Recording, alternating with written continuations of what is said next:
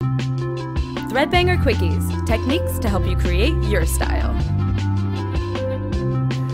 The Rotary Cutter is really good for cutting fabrics like chiffons, satins, crepes, anything that's actually going to shift a lot if you were to use a scissor.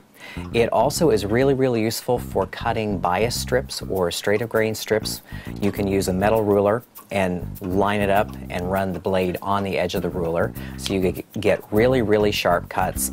Also, it's just a really good tool to cut out most of your project, especially if you're worried about repetitive motion injuries. The Rotary Cutter comes in straight blade. It also comes in decorative blades. These are used for either decorative purposes or for pinking as opposed to the pinking shears.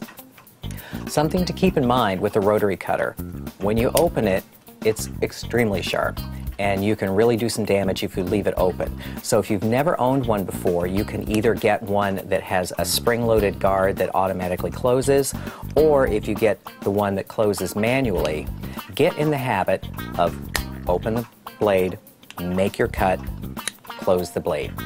Something else to know about when you get a Rotary Cutter is the guide. The guide attaches to the Rotary Cutter, and so if you're working with a pattern that doesn't have a seam allowance, you can actually adjust the guide in or out to the desired seam allowance. Then, when you have the pattern on the fabric, you run the guide along the stitching line, and then the blade will automatically cut the seam allowance that you are wanting. I'm Kenneth D. King for Threadbangers.